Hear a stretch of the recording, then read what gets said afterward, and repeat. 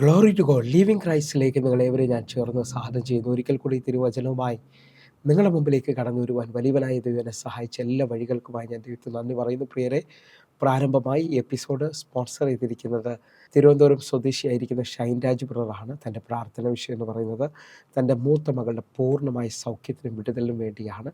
കർത്താവ് ഒരു അത്ഭുതകരമായി ആ മകളെ മുമ്പോട്ട് നടത്തേണ്ടതിനായി, ഈ കുടുംബത്തിന് ഏറ്റവും വലിയൊരു അനുഗ്രഹമായി ആ മകൾ തീരുകയും ചെയ്യേണ്ടതിനായിട്ട് പ്രത്യേകമായി പ്രാർത്ഥന വിഷയം ചോദിക്കുന്നു. അതേപോലെ തന്നെ അടുത്ത പ്രാർത്ഥന വിഷയം എന്ന് പറയുന്നത് ഷൈൻ രാജ് ബ്രദറിൻ്റെ ട്രാൻസ്ഫറാണ്. തൻ്റെ വീട്ടിൻ്റെ അടുത്ത ഓഫീസിലേക്ക് തനിക്ക് ട്രാൻസ്ഫർ ലഭിക്കേണ്ടതിനായിട്ട് പ്രത്യേകമായി പ്രാർത്ഥന വിഷയം ചോദിക്കുന്നു. എൻ്റെ കൂടെ ചേർന്നുകൊണ്ട് ഈ മകനെ കുടുംബത്തെ ഏൽപ്പിച്ച് എത്ര പേർ പ്രാർത്ഥിക്കും? ഈ മകനും കുടുംബവും സന്തോഷത്തിലും സമാധാനത്തിലും ഈ ദിവസങ്ങളിൽ മുമ്പോട്ട് പോകേണ്ടതിനായി നമുക്ക് ഒരുമിച്ചൊന്ന് പ്രാർത്ഥിക്കാം. എന്നെ കേൾക്കുന്നവരെ, നാം പ്രാർത്ഥിക്കുമ്പോൾ ദൈവം കേൾക്കുമെന്നുള്ള ഉറപ്പ് നമുക്കുണ്ടെങ്കിൽ ഇപ്പോൾ വിശ്വസിച്ചുകൊണ്ട് പ്രാർത്ഥിക്കുക. ദൈവം ഒരു അത്ഭുതം ചെയ്യാൻ പോവുകയാണ്. ഒന്നുകൂടെ ഞാൻ നിങ്ങളെ നോക്കി വിളിച്ചു പറയാം. യോബ് തൻ്റെ സ്നേഹിതന്മാർക്ക് വേണ്ടി പ്രാർത്ഥിച്ചപ്പോൾ യോബിൻ്റെ സ്ഥിതിക്ക് ദൈവം ഭേദം വരുത്തിയെങ്കിൽ ഞാൻ വിശ്വസിക്കുന്നു നിങ്ങൾ ഇപ്പോൾ പ്രാർത്ഥിക്കുമ്പോൾ മുഖപക്ഷമില്ലാതെ അനുഗ്രഹിക്കുന്ന ദൈവത്തിൻ്റെ കരം നിങ്ങൾക്ക് വേണ്ടി വെളിപ്പെടാൻ പോവുകയാണ്. നമുക്കൊന്ന് കണ്ണടയ്ക്കാൻ പ്രിയരെ. ഈ മകൻ മുഖാന്തരമാണ് ഇന്നത്തെ എപ്പിസോഡ് കടന്നു പോകുന്നത്. എല്ലാവരും പ്രാർത്ഥിക്കണം. ഞങ്ങളെ സ്നേഹിക്കുന്ന ഞങ്ങളുടെ നല്ല ദൈവമേ, പൂർണ്ണ ഹൃദയത്തോടെ ഞങ്ങൾ ഒരുമിച്ച് ചേർന്ന് പ്രാർത്ഥിക്കുന്നു. ഒരു വലിയ അടയാളം, വലിയൊരു അത്ഭുതം ഞങ്ങളുടെ മകൻ്റെ മേളിൽ വെളിപ്പെടുത്തണമേ അപ്പ. ഞാൻ വിശ്വസിച്ചുകൊണ്ട് പ്രാർത്ഥിക്കുന്നു. ആർക്കും കടക്കാരനല്ലാത്ത ദൈവം ഞങ്ങളുടെ മകനെ ഒന്ന് അനുഗ്രഹിക്കുകയും മാനിക്കുകയും ചെയ്യണമേ അപ്പ. ഞാൻ വിശ്വസിച്ചുകൊണ്ട് കർത്താവെ ഇപ്പോൾ പ്രാർത്ഥിക്കുമ്പോൾ ഞങ്ങളുടെ മകന് വേണ്ടി ഒരു അത്ഭുത വഴി അങ്ങ് തുറക്കണമേ അപ്പ. എൻ്റെ കർത്താവ് ഒരു അടയാളം ഈ മകന് വേണ്ടി ചെയ്യാൻ പോകുന്നതിനായി നന്ദി. ആ മകളെ സൗഖ്യമാക്കിയെന്നും ആ മകളെ ദൈവരാജ്യത്തിൻ്റെ വർധനവിന് വേണ്ടി അങ്ങ് ഉപയോഗിക്കുമെന്നുള്ളത് ഇന്ന് ഈ എപ്പിസോഡ് നടക്കുമ്പോൾ വെളിപ്പെട്ട് വരട്ടെ കർത്താവേ. അങ്ങയുടെ കരം വെളിപ്പെടട്ടെ. പ്രത്യേകിച്ച് ഷൈൻ ബ്രദറിൻ്റെ ട്രാൻസ്ഫറിനായി, തൻ്റെ കുടുംബത്തിൻ്റെ സന്തോഷത്തിനായി ഞാൻ പ്രാർത്ഥിക്കുന്നു കർത്താവേ. അത്ഭുതങ്ങളെ ചെയ്ത ദൈവം, ഞങ്ങൾക്ക് സകലതും നന്മയ്ക്കാക്കി തീർക്കുന്ന ദൈവത്തിൻ്റെ കരം ഇപ്പോൾ അങ്ങയുടെ മകൻ്റെ കുടുംബത്തിൽ വെളിപ്പെട്ട് വരണമേ. ജോലി സ്ഥലത്ത് വെളിപ്പെട്ട് വരണമേ. അത്ഭുതകരമായി ശുശ്രൂഷയിൽ തന്നെ മുൻപോട്ട് നടത്തണമേ. യേശുവിൻ്റെ നാമത്തിൽ ഞാൻ പ്രാർത്ഥിക്കുന്നു. ഉയർത്തണമപ്പ. എന്നെ കാണുന്ന ഓരോ മക്കളെയും ഏൽപ്പിക്കുന്നു. യേശുവിൻ നാമത്തിൽ ഞാൻ പ്രാർത്ഥിക്കുന്നു. കേൾക്കണം പിതാവേ. ആമേൻ, ആമേൻ, ആമേൻ. പ്രിയരെ, അനുഗ്രഹിക്കപ്പെട്ട ഒരു എപ്പിസോഡിലോട്ട് ഞങ്ങൾ ക്ഷണിക്കുന്നു. കടന്നു വന്നാട്ടെ.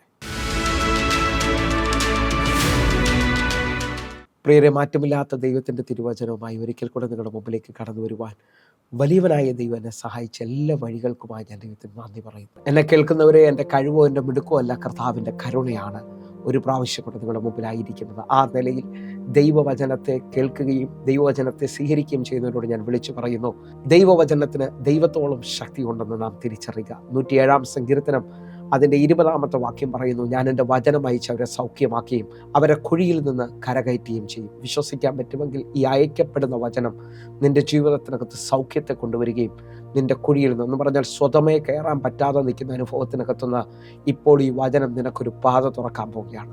ഇനി എങ്ങനെയെന്നുള്ള ചോദ്യത്തെ കർത്താവ് അത്ഭുതമാക്കാൻ പോവുകയാണ്. കാരണം 147-ാം സങ്കീർത്തനം അതിൻ്റെ 15-ാമത്തെ വാക്യം പറയുന്നു, അവൻ തൻ്റെ ആജ്ഞയെ ഭൂമിയിലേക്ക് അയക്കുന്നു, അതിവേഗം ഓടുന്ന അവൻ്റെ വചനം.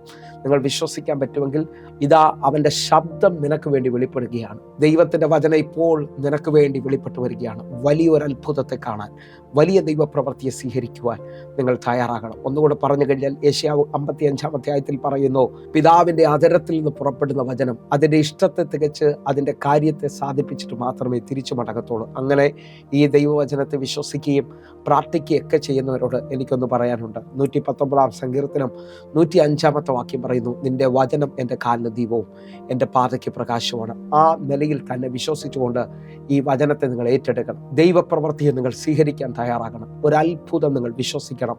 പരിശുദ്ധാത്മാവ് നിങ്ങൾക്ക് വേണ്ടി അധികമായി പ്രവർത്തിക്കാൻ പോവുകയാണ്. എൻ്റെ കൂടെ എത്ര പേർ വിശ്വസിക്കുന്നു ദൈവത്തിന് അത്ഭുതത്തെ ചെയ്യാൻ കഴിയും?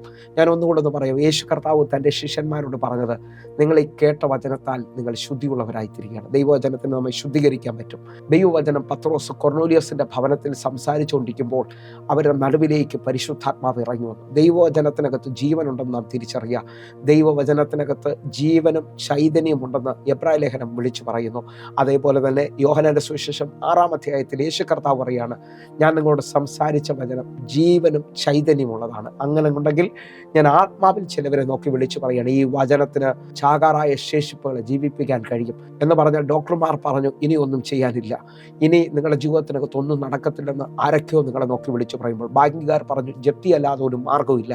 അങ്ങനെയൊക്കെ ഓരോ തലത്തിൽ നിങ്ങൾ ഇത് കേട്ടുകൊണ്ടിരിക്കുമ്പോൾ ഈ വചനത്തിന് ഒഴിഞ്ഞതിനെ നിറയ്ക്കാൻ പറ്റും, ശൂന്യതകളെ നിറവാക്കാൻ പറ്റും. ഞാൻ ഒന്നുകൂടെ വിളിച്ചു പറയാം, ദൈവശബ്ദത്തിന് പാഴായ ശൂന്യമായ ഇരുളായ ഭൂമിയുടെ മേളിൽ വെളിച്ചത്തെ കൊണ്ടുവരാൻ കഴിയുമെങ്കിൽ നിങ്ങൾ വിശ്വസിക്കുക, ഈ ദൈവവചനത്തിന്റെ ശക്തി നിങ്ങളുടെ മേളിലേക്ക് അളവില്ലാതെ വെളിപ്പെട്ട് വരാൻ പോവുകയാണ്, നിങ്ങളുടെ മേളിൽ ആഴമായി പരിവർത്തിക്കാൻ പോവുകയാണ്. ഇപ്പോൾ തന്നെ വിശ്വസിക്കുക, ഇപ്പോൾ തന്നെ ഏറ്റെടുത്തുകൊണ്ട് പ്രാർത്ഥിക്കുക, ദൈവമേ അങ്ങയുടെ വചനത്തിന്റെ ശക്തി എൻ്റെ മേളിൽ ആഴമായി വെളിപ്പെടണമേ അപ്പ, സൗഖ്യത്തെ വെളിപ്പെടുത്തണമേ, വിടുതലിനെ വെളിപ്പെടുത്തണമേ. അങ്ങനെയൊക്കെ ഒന്ന് വിശ്വസിച്ചുകൊണ്ട് പറഞ്ഞു തുടങ്ങാൻ പറ്റുമെങ്കിൽ തന്നെ ഇതാ നിങ്ങളുടെ ജീവിതത്തിനകത്ത് ഇതുവരെയും തുറക്കാത്തത്, ഇതുവരെയും കാണാത്തത് വെളിപ്പെടാൻ പോകുന്നു. കാരണം യോഹന്നാന്റെ സുവിശേഷം 1-ാം അധ്യായം 1-ാമത്തെ വാക്യം പറയുന്നു, ആദിയിൽ വചനമുണ്ടായിരുന്നു, വചനം ദൈവത്തോടു കൂടിയായിരുന്നു, വചനം ദൈവമായിരുന്നു. വിശ്വസിക്കുന്നുണ്ടെങ്കിൽ വചനം ദൈവമായിരുന്നു എന്നുള്ള ആ ബലത്തിൽ സ്വീകരിക്കുക. അതിന്റെ 4-ാമത്തെ വാക്യം പറയുന്നു, അവനിൽ ജീവൻ ഉണ്ടായിരുന്നു, ആ ജീവൻ മനുഷ്യരുടെ വെളിച്ചമായിരുന്നു.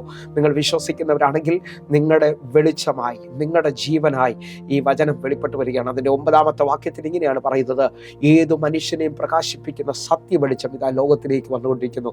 ഒരു സാധ്യതയില്ലെന്ന് പറയുന്ന നിങ്ങളുടെ ജീവിതത്തിനകത്ത് ഇപ്പോൾ വലിയ നിറവ് സംഭവിക്കാൻ പോകുന്നു, ഇപ്പോൾ വലിയ വിടുതൽ സംഭവിക്കാൻ പോകുന്നു. ജീവിപ്പിക്കുന്ന ദൈവത്തിന്റെ വചനത്തെ വളരെ ശ്രദ്ധയോടെ ഏകാഗ്രതയോടെ ശ്രദ്ധിക്കുമെങ്കിൽ, ആവർത്തന പുസ്തകം 28-ാം അധ്യായം പറയുന്നു, ഈ വചനത്തെ നീ വളരെ ശ്രദ്ധയോടെ സ്വീകരിക്കുമെങ്കിൽ നീ ദേശത്തിൽ വാലല്ല തല തന്നെയായി തീരും, ജാതികൾക്ക് മീതെ ഞാൻ നിന്നെ ഉന്നതമാക്കും. നിങ്ങൾ വിശ്വസിക്കുന്നവരാണെങ്കിൽ അറിയാം, നിങ്ങൾ അനുഗ്രഹിക്കപ്പെടണമെന്ന് ആഗ്രഹിക്കുന്നവരാണെങ്കിൽ ദൈവവചനത്തെ വളരെ ശ്രദ്ധയോടെ സ്വീകരിക്കുക, ദൈവവചനത്തെ വേണ്ടതുപോലെ ഏറ്റെടുക്കാൻ തയ്യാറാക്കുക. അവിടെയാണ് വിടുതൽ സംഭവിക്കാൻ പോകുന്നത്, അവിടെയാണ് അത്ഭുതം സംഭവിക്കാൻ പോകുന്നത്. ആ നിലയിൽ നമ്മൾ ഇന്നത്തെ ചിന്തയിലേക്ക് അടുത്തു വരികയാണ്. ഇന്നത്തെ ചിന്താവിഷയം എന്ന് പറയുന്നത് ബന്ധനങ്ങളെ അഴിക്കുന്ന ദൈവം എന്നുള്ളതാണ്. ബന്ധനം എന്ന് കേൾക്കുമ്പോൾ പലവർക്കും പലവിധമായ ചിന്തകളുണ്ട്. എന്നാൽ ബന്ധനത്തെക്കുറിച്ച് ആഴമായി ഞാൻ പഠിക്കുകയും എനിക്ക് മനസ്സിലാകുകയും ചെയ്തത്, ബന്ധനം എന്ന് പറയുന്നത് ദൈവം വെച്ചിരിക്കുന്ന നന്മയിലേക്ക് അല്ലെങ്കിൽ ദൈവിക ദൗത്യത്തിലേക്ക് നമ്മെ എത്തിക്കാത്ത നിലയിൽ ചലിക്കുന്ന എന്തോ ഒന്നിനെയാണ് ബന്ധനമെന്ന് പറയുന്നത്. അപ്പോൾ ദൈവിക ദൗത്യത്തിലേക്ക്, ദൈവിക വാഗ്ദത്തത്തിലേക്ക്, ദൈവികമായ നന്മയിലേക്ക് നിങ്ങൾ കയറുന്നില്ല എന്ന് തിരിച്ചറിയുന്നുണ്ടെങ്കിൽ, നിങ്ങൾ ഇന്നും ആ വിഷയത്തിനകത്തെല്ലാം ഒരു നന്മ കാണാതെ കുഴഞ്ഞ് ജീവിക്കുന്നവരാണെങ്കിൽ നിങ്ങൾക്കുള്ള മെസ്സേജാണിന്ന്. നിങ്ങൾ വാസ്തവമായിട്ടും 5 തലങ്ങളാണ് ഞാൻ തുടങ്ങുന്നത്, 5 വിധ ബന്ധനങ്ങളെക്കുറിച്ചാണ്. അതിനകത്ത് നിങ്ങൾ വിശ്വസിക്കുകയും കേൾക്കുകയും ചെയ്യുമ്പോൾ ദൈവവചനത്തിന് മാറ്റമില്ലാത്തത് കൊണ്ട് ഈ വചനം നിങ്ങളുടെ ജീവിതത്തിനകത്ത് അത്ഭുതങ്ങളെ വെളിപ്പെടുത്തും. ഒരു ബന്ധനത്തിൽ തുടരുന്ന വ്യക്തി എങ്ങനെ നാം തിരിച്ചറിയുമെന്ന് ചോദിച്ചാൽ, ഇയ്യോബിന്റെ പുസ്തകത്തിനകത്ത് പറയുന്നത് നാം ശ്രദ്ധിക്കണമെന്ന് ഓർപ്പിക്കുന്നു. ഇയ്യോബിന്റെ പുസ്തകം 7-ാം അധ്യായം അതിന്റെ 3-ാമത്തെ വാക്യം, വ്യർത്ഥമാസങ്ങൾ എനിക്ക് അവകാശമായി വന്നു, കഷ്ടരാത്രികൾ എനിക്ക് ഓഹരിയായി തീർന്നു. നിങ്ങൾ ശ്രദ്ധിച്ചു നോക്കിയേ, ബന്ധനത്തിൽ തുടരുന്ന ഒരു വ്യക്തിക്ക് വ്യർത്ഥമാസങ്ങൾ അവകാശമായി വരും എന്ന് പറഞ്ഞാൽ ഒന്നും ചെയ്യാൻ പറ്റാതെ ഇങ്ങനെ മാസങ്ങൾ മുമ്പോട്ട് പോയിക്കൊണ്ടിരിക്കും. കഷ്ടരാത്രികൾ അവൻ ഓഹരിയായിരിക്കും. ആ നിലയിൽ നിൽക്കുമ്പോൾ 5 വിധ ബന്ധനങ്ങളെക്കുറിച്ച് തുടങ്ങുകയാണ്. ഒന്ന് പാരമ്പര്യ ബന്ധനമാണ് എന്ന് പറഞ്ഞാൽ പാരമ്പര്യമായി ഒരു പരിധിക്ക് മേളിൽ ഉയരാൻ പറ്റാതെ ജീവിതത്തിനകത്ത് എങ്ങും എത്തിയില്ല എന്നൊക്കെ പറഞ്ഞുകൊണ്ട് നിൽക്കുന്നവർ ഇന്ന് ആ ബന്ധനത്തെ അഴിക്കാൻ നിങ്ങൾക്ക് കഴിയുമെന്നുള്ളത് നിങ്ങൾ കേൾക്കുകയാണ്. ഒരുമിച്ച് പ്രാർത്ഥനയോടുകൂടെ ഈ വചന സന്ദേശം കേൾക്കണമെന്ന് ഓർപ്പിക്കുന്നു. യോഹന്നാന്റെ സുവിശേഷം 11-ാം അധ്യായം അതിൻ്റെ 43-44 വാക്യങ്ങൾ നാം വായിക്കുകയാണ്. ഇങ്ങനെ പറഞ്ഞിട്ട് അവൻ ലാസറെ പുറത്തു വരിക എന്ന് ഉറക്കെ വിളിച്ചു. 44-ാമത്തെ വാക്യം, മരിച്ചവൻ പുറത്തു വന്നു, അവൻ്റെ കാലും കൈയും ശീല കൊണ്ട് കെട്ടിയും മുഖം റുമാലു കൊണ്ട് മൂടിയുമിരുന്നു. അവൻ്റെ കെട്ട് അഴിക്കുവൻ, അവൻ പോകട്ടെ എന്ന് യേശു അവരോട് പറഞ്ഞു. ഈ വചനത്തിനകത്ത് വലിയ ആഴമുണ്ട്. ഇതാ മരിച്ച് 4 ദിവസമായ ലാസർ കല്ലറയ്ക്കകത്തുനിന്ന് കർത്താവ് അവനെ വിളിച്ച് പുറത്തു കൊണ്ടുവരികയാണ്. ആ ഒറ്റ വിളിക്കകത്ത് തന്നെ ലാസർ ജീവൻ വെച്ച് പുറത്തു വന്നു. പക്ഷേ യഹൂദ മത നിയമം അനുസരിച്ച് ഒരു വ്യക്തിയെ കല്ലറയ്ക്കകത്ത് വയ്ക്കുമ്പോൾ അവൻ്റെ മുഖം റുമാല് കൊണ്ട് മൂടി, അവനെ കൈകാലുകൾ കൂട്ടിക്കെട്ടി, ശരീരം മുഴുവൻ ശീല കൊണ്ട് മൂടി വയ്ക്കും അല്ലെങ്കിൽ പൊതിഞ്ഞു വയ്ക്കുന്ന ഒരു അനുഭവമുണ്ട്. എന്ന് പറഞ്ഞു കഴിഞ്ഞാൽ നിങ്ങൾ വിശ്വസിക്കുകയാണെങ്കിൽ ക്രിസ്ത്യാനികളുടെ പാരമ്പര്യം അനുസരിച്ചുള്ള സ്ഥലമാണ് ഞാൻ വിളിച്ചു പറയുന്നത്. അവരുടെ കൈകാലുകൾ കൂട്ടിക്കെട്ടിയതായി നമുക്ക് കാണാൻ കഴിയും. സ്വതമേ ജീവൻ വെച്ചെങ്കിലും അവന് പോകണമെങ്കിൽ കെട്ടുകൾ അഴിക്കണം. അപ്പോൾ ഒരു മതാചാരമായി, ഒരു പാരമ്പര്യമായി തുടർന്നു വരുന്ന ഒന്നാണ്. അതിനെ കെട്ട് ആരാണോ കെട്ടിയത് അവരെ കൊണ്ട് യേശു കർത്താവ് അതിനെ അഴിക്കുകയാണ്. നിങ്ങൾ വിശ്വസിക്കാൻ പറ്റുമെങ്കിൽ ഇതേപോലെ ജീവനുണ്ടെങ്കിലും മുമ്പോട്ട് പോകാൻ പറ്റാതെ നിങ്ങളുടെ കുടുംബമോ നിങ്ങളോ നിങ്ങളുടെ തലമുറയോ ഇന്നായിരിക്കുന്നുണ്ടെങ്കിൽ എൻ്റെ കർത്താവ് നിങ്ങളുടെ മേളിൽ ഒരു ഉയർപ്പിൻ്റെ ശക്തിയെ, പുനരുത്ഥാന ശക്തിയെ ഈ സമയത്ത് നിങ്ങളുടെ മേളിലേക്ക് റിലീസ് ചെയ്യുകയാണ്. നിങ്ങൾ വിശ്വസിക്കാൻ പറ്റുമെങ്കിൽ യേശു കർത്താവിൻ്റെ കൽവരി ക്രൂശിലെ മരണത്തിൽ അരിമത്തിക്കാരനായി യോസെഫ് യേശുവിൻ്റെ ശരീരം വാങ്ങുകയും താൻ വെട്ടിയ പുതിയ കല്ലറയിലേക്ക് യേശു കർത്താവിൻ്റെ ശരീരത്തെ ശീലയിൽ പൊതിഞ്ഞ് അതേ നിലയിൽ ഭദ്രമാക്കി ആ കല്ലറയിൽ വെക്കുന്നത് കാണാൻ കഴിയും. എന്നാൽ 3-ാം ദിവസം ഉയർപ്പിൻ്റെ ശക്തി വെളിപ്പെട്ട് കഴിഞ്ഞപ്പോൾ ഇതാ പത്രോസും കൂടെ വന്ന ശിഷ്യനും കാണുന്ന കാര്യം നാം ഒരുമിച്ചൊന്ന് വായിക്കാൻ പോവുകയാണ്. യോഹന്നാന്റെ സുവിശേഷം 20-ാം അധ്യായം അതിൻ്റെ 6-7 വാക്യങ്ങൾ. അവൻ്റെ പിന്നാലെ ശീമോൻ പത്രോസും വന്നു, കല്ലറയിൽ കടന്നു, ശീലകൾ കിടക്കുന്നതും 7-ാമത്തെ വാക്യം. അവൻ്റെ തലയിൽ ചുറ്റിയിരുന്ന റൂമാൽ ശീലകളോടുകൂടെ കിടക്കാതെ വേറിട്ട് ഒരു സ്ഥലത്ത് ചുരുട്ടി വെച്ചിരിക്കുന്നതും കണ്ടു. ഇതാ 2 ശിഷ്യന്മാർ ഓടി കല്ലറയ്ക്കകത്ത് കയറുകയാണ്. ആ കല്ലറയ്ക്കൽ അവർ കാണുന്നു ശീല വേറിട്ട് കിടക്കുന്നതും തലയിൽ കെട്ടിയിരുന്ന റൂമാൽ വേറെ ചുറ്റി വെച്ചിരിക്കുന്നതും അവർ കാണുകയാണ്. നിങ്ങൾ വിശ്വസിക്കുന്നവരാണെങ്കിൽ പുനരുത്ഥാന ശക്തിയിൽ എൻ്റെ കർത്താവ് കെട്ടിയ കെട്ടുകളെ അഴിച്ചു. നിങ്ങൾ ഒരുമിച്ച് ഈ പ്രാരംഭത്തിൽ തന്നെ ഇന്ന് ഈ എപ്പിസോഡ് കേൾക്കുമ്പോൾ സാധാരണ നിലയിൽ നിങ്ങൾ കേൾക്കാതെ നിങ്ങൾ എൻ്റെ കൂടെ ചേർത്തുകൊണ്ട് പ്രാർത്ഥിക്കാമെങ്കിൽ പാരമ്പര്യമായി ഒരു പരിധിക്ക് മേളിൽ ഉയരാതെ കിടക്കുന്ന ചില കെട്ടുകളെ കർത്താവ് അഴിക്കാൻ പോവുകയാണ്. എൻ്റെ കൂടെ ഒന്ന് വിശ്വസിച്ചുകൊണ്ട് പറ, പാരമ്പര്യ ശക്തികൾ എൻ്റെ കുടുംബത്തിൽ നിന്ന്, എൻ്റെ തലമുറയിൽ നിന്ന് യേശുവിൻ്റെ നാമത്തിലും യേശുവിൻ്റെ രക്തത്തിൽ ഇപ്പോൾ അഴിഞ്ഞു പോവുകയാണ്. എൻ്റെ കർത്താവ് അതിനെ അഴിച്ചെങ്കിൽ ഞങ്ങൾ വിശ്വസിക്കുന്നു ഒരു പരിധിക്ക് മുകളിലോട്ട് ഇന്ന് എന്നെ കാണുന്ന എന്നെ കേൾക്കുന്നവർ മൂവ് ചെയ്യാൻ പോവുകയാണ്.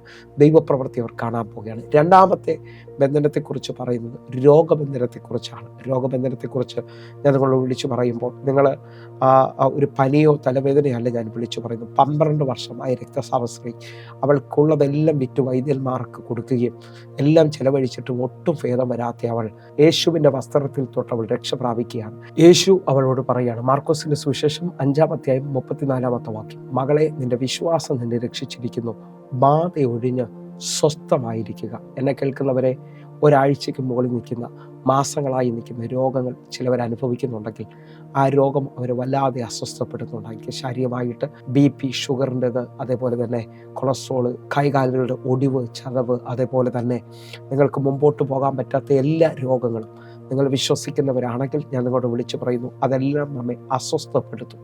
ഇവിടെ ഈ സ്ത്രീയെ നോക്കിയിട്ട് യേശു കർത്താവ് പറയുന്നു, ബാധ ഒഴിഞ്ഞ് സ്വസ്ഥമായിരിക്കുക. ആ രോഗം അവളെ അസ്വസ്ഥപ്പെടുത്തിയിട്ടുണ്ട് എന്ന് ഞാൻ ആത്മാവിൽ നിങ്ങളെ നോക്കി വിളിച്ചു പറയുന്നു. അസ്വസ്ഥപ്പെടുത്തുന്ന രോഗബന്ധനങ്ങളിൽ നിന്ന് യേശുവിൻ്റെ സ്പർശനം ഇപ്പോൾ നിങ്ങളുടെ മേളിൽ വരികയാണ്. നിങ്ങൾ സ്വതന്ത്രമാകാൻ പോകുന്നു. ഒന്നുകൂടി ആഴം വെളിപ്പെടുത്തുകയാണ്. ലൂക്കോസിന്റെ സുവിശേഷം 13-ാം അധ്യായം അതിൻ്റെ 11-12 വാക്യങ്ങൾ. അവിടെ 18 സംവത്സരമായി ഒരു രോഗാത്മാവ് ബാധിച്ചിട്ട് ഒട്ടും നിവരാൻ കഴിയാത്ത കൂനിയായ ഒരു സ്ത്രീ ഉണ്ടായിരുന്നു.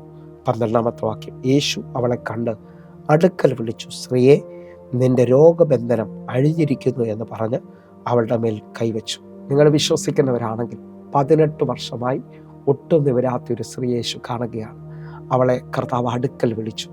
ആ വിളിച്ചിട്ട് അവളുടെ മേളിൽ കൈവച്ചിട്ട് പറയാണ്, സ്ത്രീയെ, നിന്റെ രോഗബന്ധനം, നിന്നെ ഇത്രയും നാൾ നിന്നെ നിവർത്താത്ത ആ രോഗബന്ധനം ഈ ക്ഷണത്തിൽ അഴിയാൻ പോവുകയാണ് എന്ന് പറഞ്ഞാൽ ഇവൾക്ക് നിവരാൻ കഴിയത്തില്ലായിരുന്നു. ഇവൾക്ക് മുകളിലുള്ളതൊന്നും കാണാൻ കഴിയത്തില്ലായിരുന്നു. എന്നാൽ യേശു കർത്താവിൻ്റെ കൈവപ്പിൽ ആ ബന്ധനം അഴിഞ്ഞു. നിങ്ങൾ വിശ്വസിക്കാമെങ്കിൽ അവിടെ ആ വാക്യത്തിനകത്ത് കൊടുത്തിരിക്കുന്ന, സ്ത്രീയെ, നിന്റെ രോഗബന്ധനം, രോഗത്തിൻ്റെ പിന്നിൽ നിൽക്കുന്ന ഒരു ബന്ധനമുണ്ട്. അതാണ് വർഷങ്ങളായി ഇവളെ അവകാശം പറഞ്ഞുകൊണ്ടിരുന്നത്. ഈ രോഗബന്ധനങ്ങളെ ഡോക്ടർമാർക്ക് കാണാൻ പറ്റത്തില്ല, ഈ ലോകത്തിലുള്ളവർക്ക് അറിയാൻ പറ്റത്തില്ല. പക്ഷേ എൻ്റെ യേശുവിൻ്റെ ശക്തി ഇപ്പോൾ എന്നെ കാണുന്ന ചിലവരെ മേലേക്ക് വെളിപ്പെട്ട് വരാൻ പോവുകയാണ്. നിങ്ങൾ ഒരുമിച്ച് എൻ്റെ കൂടെ വാസ്തവമായും പ്രാർത്ഥിക്കുന്നവരാണെങ്കിൽ ഇപ്പോൾ നിങ്ങളുടെ കെട്ടുകൾ അഴിയാൻ പോവുകയാണ്. നിങ്ങളുടെ ജീവിതത്തിനകത്ത് അസാധാരണമായ ഒരു വിടുതൽ സംഭവിക്കാൻ പോകുന്നു. ഇതേ നിലയിൽ തന്നെ മാർക്കോസിൻ്റെ സുവിശേഷം 7-ാം അധ്യായം അതിൻ്റെ 35-ാമത്തെ വാക്യം നമുക്ക് ഒരുമിച്ചൊന്ന് വായിക്കാം. ഉടനെ അവൻ്റെ ചെവി തുറന്നു, നാവിൻ്റെ കെട്ടുമഴിഞ്ഞിട്ട് അവൻ ശരിയായി സംസാരിച്ചു. ഈ വാക്യം നാം ആഴമായി ശ്രദ്ധിക്കുമ്പോൾ ഇതിൻ്റെ പശ്ചാത്തലം എന്ന് പറയുന്നത്, ഒരു വിക്കലും ചെകിടനുമായ ഒരു വ്യക്തി യേശു കർത്താവിൻ്റെ അടുക്കലേക്ക് കൊണ്ടുപോവുകയാണ്. യേശു കർത്താവിനെ വേറിട്ട് കൊണ്ടുപോയി അവൻ്റെ ചെവിയിൽ വിരലിടുകയും നാവിൽ തൊട്ടുകൊണ്ട് അവനെ സൗഖ്യം വരുത്തുകയും ചെയ്യുകയാണ്. ഉടനെ അവൻ്റെ ചെവി തുറന്നു, അവൻ്റെ നാവിൻ്റെ കെട്ടഴിഞ്ഞു. എന്നെ കേൾക്കുന്നവരെ, കാണുന്നതിനും അപ്പുറത്തായി അവൻ്റെ നാവിനൊരു കെട്ടുണ്ടായിരുന്നു. ആ കെട്ടവനെ വിക്കനാക്കി തീർത്തു. ഇതേപോലെ നിങ്ങളോ നിങ്ങളുടെ തലമുറയോ ഇൻ്റർവ്യൂവിന് പോകാൻ പറ്റാതെ, പഠിച്ചുയരാൻ പറ്റാതെയൊക്കെ ശ്രദ്ധിക്കുന്നവരുണ്ടെങ്കിൽ ഇന്ന് ആ രോഗബന്ധനം, ആ കെട്ട് യേശുവിൻ്റെ നാമത്തിൽ അഴിഞ്ഞു പോകാൻ പോവുകയാണ്. വിശ്വസിക്കുന്നവരുണ്ടെങ്കിൽ ഇപ്പോൾ പ്രാർത്ഥനയിൽ അതിനെ സ്വീകരിക്കണം. കർത്താവേ, ഇന്ന് ഈ കാണുന്നവർ ഇവരുടെ ജീവിതത്തിനകത്തൊരു മുന്നേറ്റം ഉണ്ടാകണം. ഇവരുടെ ജീവിതത്തിനകത്ത് ആ ബന്ധനം അഴിഞ്ഞു എന്ന് ഇപ്പോൾ തന്നെ ഇവർ അറിയേണ്ട രീതിയിൽ അങ്ങൊന്ന് സ്പർശിക്കണമേ എന്ന് ഞാൻ ആഗ്രഹിക്കുകയും പ്രാർത്ഥിക്കുകയും ചെയ്യുന്നു. മൂന്നാമത്തത് നാം ശ്രദ്ധിക്കുന്നുണ്ടെങ്കിൽ രാജകീയ ബന്ധനമാണ്. ഹല്ലേലൂയ. എന്ന് പറഞ്ഞാൽ പട്ടണത്തിൽ ഒരു ഭവനത്തിനകത്ത് ഒരു പരിധിക്ക് മേളിൽ ഉയരാൻ പറ്റുന്ന വിദ്യാഭ്യാസ നിലയിൽ, ജോലി നിലയിലൊന്നും ഉയരാൻ പറ്റാതെ ഒരു രാജകീയമായ ബന്ധനം ചിലവരുടെ മേളിൽ കിടക്കുമ്പോൾ ഇന്ന് നിങ്ങൾ വിശ്വസിക്കാമെങ്കിൽ ഹെരോദാവിൻ്റെ ചിന്തകൾക്കപ്പുറത്തായി, നെബൂഖദ്നേസറിൻ്റെ ചിന്തകൾക്കപ്പുറത്തായി എൻ്റെ കർത്താവ് ബന്ധനത്തെ അഴിച്ച് ചിലവരെ സ്വതന്ത്രമാക്കാൻ പോവുകയാണ്. ഞാൻ ആത്മാവിൽ 2 വാക്യങ്ങൾ നിങ്ങൾക്ക് വേണ്ടി വേഗത്തിൽ വായിക്കാൻ പോവുകയാണ്. അപ്പോസ്തല പ്രവൃത്തി 12-6 ഹെരോദാവ് അവനെ ജനത്തിന്റെ മുമ്പിൽ നിർത്തുവാൻ ഭാവിച്ചതിന്റെ തലേ രാത്രിയിൽ പത്രോസ് 2 ചങ്ങലയാൽ ബന്ധിക്കപ്പെട്ടവനായി 2 പടയാളികളുടെ നടുവിൽ ഉറങ്ങുകയായിരുന്നു. വാതിലിന്റെ മുമ്പിൽ കാവൽക്കാർ കാരാഗ്രഹം കാത്തുകൊണ്ടിരുന്നു. നിങ്ങൾ ശ്രദ്ധിച്ച്, ഹെരോദാവ് വലിയ പ്ലാൻ ചെയ്ത് ചങ്ങലയാൽ ബന്ധിച്ച് നിർത്തിയിരിക്കുകയാണ്. കാരണം അടുത്ത ദിവസം യാക്കോബിനെ അവസാനിപ്പിച്ചതുപോലെ പത്രോസിനെയും അവസാനിപ്പിക്കണമെന്നുള്ള വലിയ ചിന്തയിൽ നിൽക്കുന്നു. പക്ഷേ സഭ ശ്രദ്ധയോടെ അവന് വേണ്ടി പ്രാർത്ഥിച്ചു പോയിരിക്കുകയാണ്. എന്നെ കേൾക്കുന്നവരെ, ഇതാ ഹെരോദാവിൻ്റെ ബന്ധനം എന്ന് പറയുന്ന ആ പട്ടണത്തിലെ ഉയർന്ന ബന്ധനമാണ്. മനുഷ്യൻ അവിടെ കയറി ചെല്ലാൻ പറ്റത്തില്ല. സാധാരണ നിലയിൽ അവനെ ആർക്കും സഹായിക്കാൻ പറ്റത്തില്ല. പക്ഷെ അങ്ങനെ നിൽക്കുമ്പോൾ ഇതാ ദൈവം തൻ്റെ ദൂതനെ അയച്ച് അവനെ കാരാഗ്രഹത്തിൽ നിന്ന് പുറത്തു കൊണ്ടുവരികയാണ്. 1-ാം കാവലും 2-ാം കാവലും ഇതാ ദൂതൻ തുറന്നു കൊടുത്തു. പട്ടണവാതിൽ അവൻ്റെ മുമ്പിൽ സ്വതമേ തുറന്നു. നിങ്ങൾ വിശ്വസിക്കുന്നവരാണെങ്കിൽ ഞാൻ വിളിച്ചു പറയുന്നു, പട്ടണത്തിലെ ചില വാതിലുകൾ ഇപ്പോൾ നിങ്ങളുടെ ജീവിതത്തിനകത്ത് തുറക്കാൻ പോകുന്നു. നിങ്ങൾ വിശ്വസിക്കുന്നവരാണെങ്കിൽ ആത്മാവിലൊന്ന് പ്രാർത്ഥിക്കണം.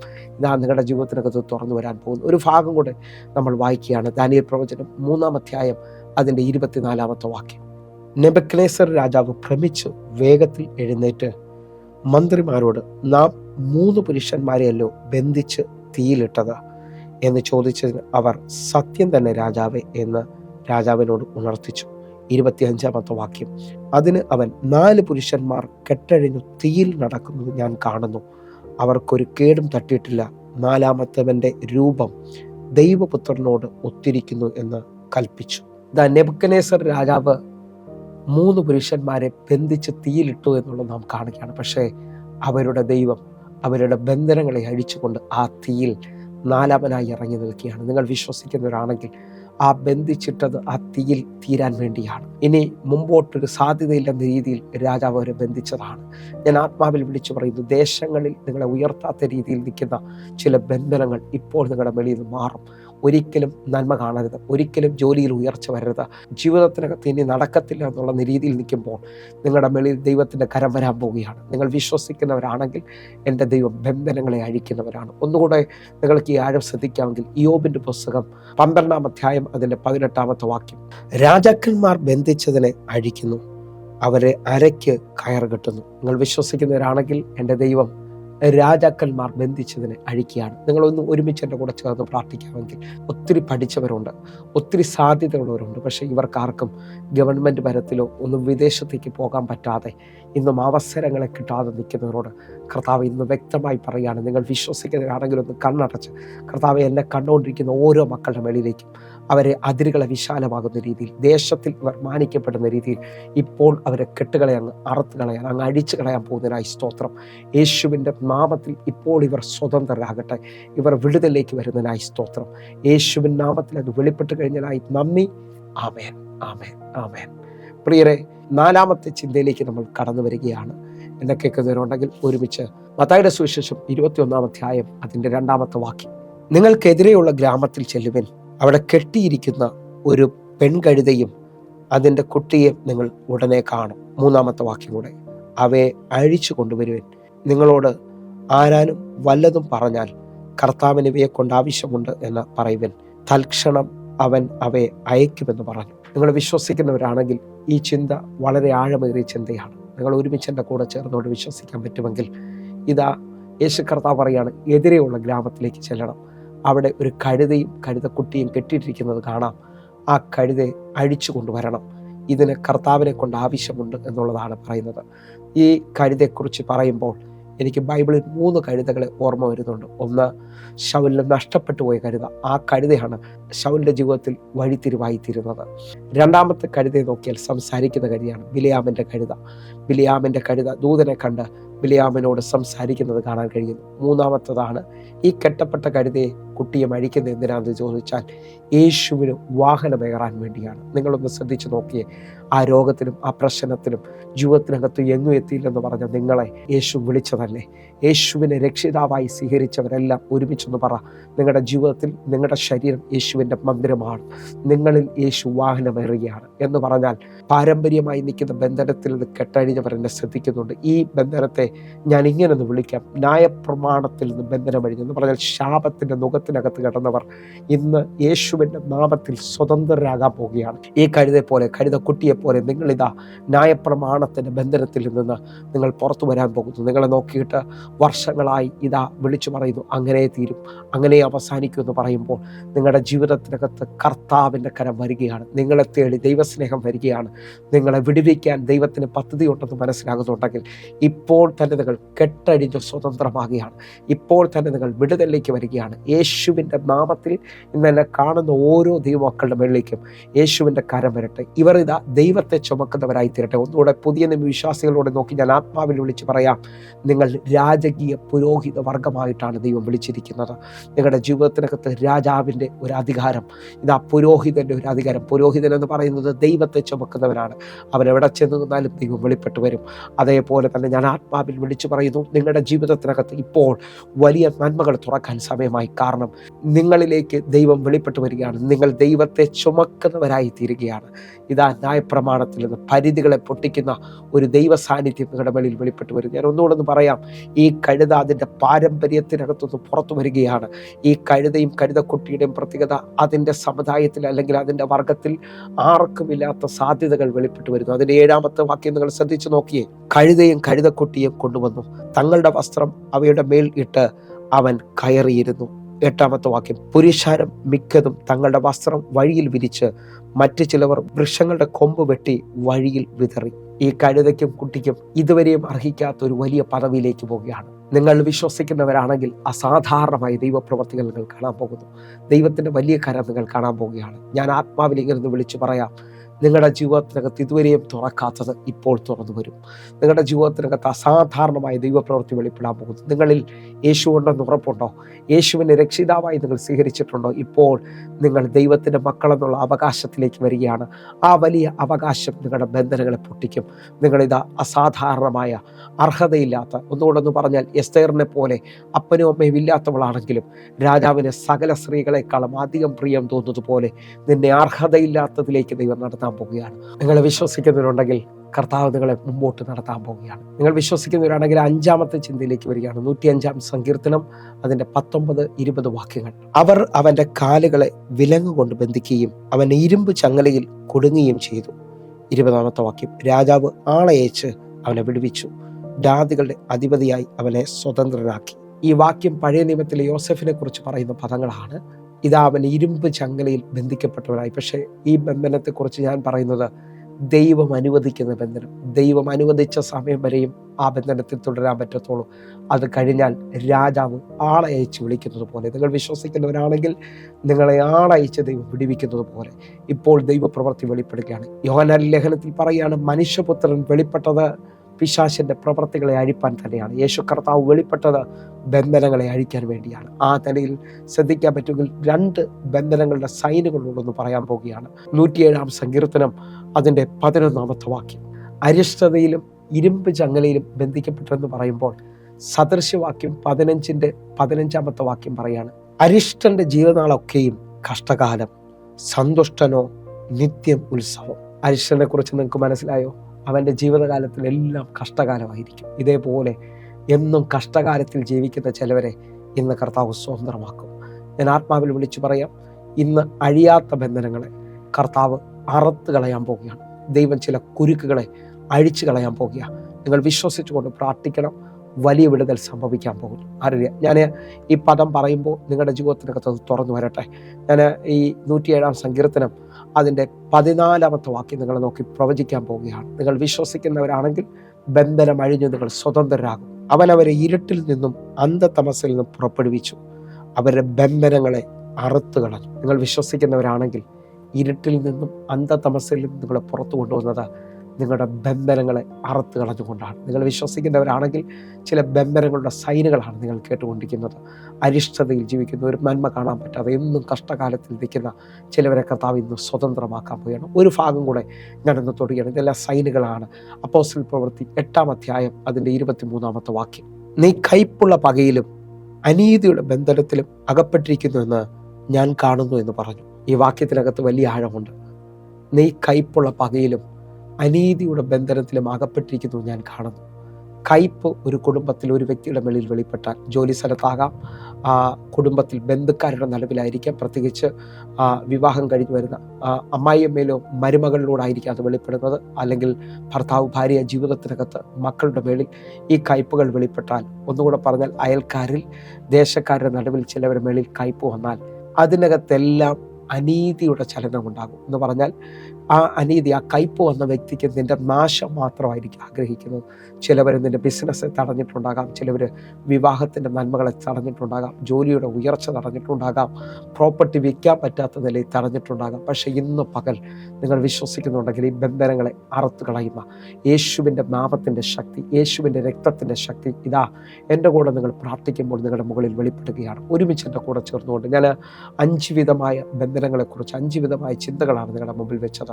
എൻ്റെ കൂടെ ചേർന്ന് പ്രാർത്ഥിക്കാൻ പറ്റുമോ? ഈ ഏത് മേഖലയിലാണോ നിങ്ങളിപ്പോൾ ആയിരിക്കുന്നത്, നിങ്ങളുടെ ജീവിതത്തിനകത്ത് ദൈവം വെച്ചിരിക്കുന്ന നന്മകളിലേക്ക്, ദൈവം വെച്ചിരിക്കുന്ന സാധ്യതയിലേക്ക് കയറാൻ കഴിയാതെ മാസങ്ങൾ വ്യർത്ഥമായി പോയ അറിയാം നന്മകൾ കാണാതെ നിൽക്കുന്നവരുണ്ടെങ്കിൽ ഒരുമിച്ച് എൻ്റെ കൂടെ ചേർന്നുകൊണ്ടും കണ്ണുകൾ അടയ്ക്കാം, പ്രാർത്ഥിക്കാം. ഞങ്ങളെ സ്നേഹിക്കുന്ന ഞങ്ങളുടെ നല്ല ദൈവമേ, എന്നെ കാണുന്ന ഓരോ മക്കൾക്കുമായി ഞാൻ പ്രാർത്ഥിക്കുന്നു. ഇപ്പോൾ ഇവർ സ്വതന്ത്രരാകട്ടെ, ഇപ്പോൾ ഇവർ വിടുതലിലേക്ക് വരട്ടെ. യേശുവെ, തിരുരക്തത്തിൽ ഞങ്ങൾ പ്രാർത്ഥിക്കുകയാണ്. ഇവരുടെ ജീവിതത്തിനകത്ത് വലിയ സാധ്യതകൾ തുറക്കട്ടെ, ഇവരുടെ ജീവിതത്തിനകത്ത് വിടുതലുകൾ വെളിപ്പെട്ട് വരട്ടെ. യേശുവിൻ്റെ നാമത്തെ ഞങ്ങൾ പ്രാർത്ഥിക്കുന്നു. ആ വലിയ വിടുതൽ വെളിപ്പെട്ടതിനായി സ്തോത്രം, വലിയ ദൈവപ്രവൃത്തി വെളിപ്പെട്ടതിനായി നന്ദി. യേശുവിൻ്റെ തിരുരക്തത്തിൽ ഞാൻ പ്രാർത്ഥിക്കുന്നു. അനുഗ്രഹിക്കുന്നപ്പ, ഇപ്പോൾ ഈ മക്കൾ സ്വതന്ത്രരാകട്ടെ. അർഹിക്കാത്ത നന്മയിലേക്ക് ഇവരായിരിക്കുന്ന പട്ടണത്തിൽ ഇവരെ മാനിക്കണമേ. യേശുവിൻ നാമത്തിൽ പ്രാർത്ഥിക്കുന്നു, കേൾക്കണം പിതാവേ. ആമേൻ, ആമേൻ. പ്രിയരെ, ഈ വചനവും പ്രാർത്ഥനയും നിങ്ങളുടെ ജീവിതത്തിനകത്ത് അനുഗ്രഹമാണെങ്കിൽ നിങ്ങൾ വേഗത്തിൽ തന്നെ വിളിക്കുകയും പ്രാർത്ഥിക്കുകയും ചെയ്യണമെന്ന് ഓർപ്പിക്കുന്നു. കർത്താവ് നിങ്ങളെ അധികത്തിൽ മാനിക്കും. ഈ ദിവസങ്ങളിൽ നമുക്ക് ഒരുമിച്ച് കാണുകയും പ്രാർത്ഥിക്കുകയും ചെയ്യാം. വിളിച്ചാട്ടെ. വലിയ ദൈവപ്രവൃത്തികൾ വിശ്വസിക്കുക. കർത്താവ് നിങ്ങളെ മാനിക്കും. ആമേൻ, ആമേൻ.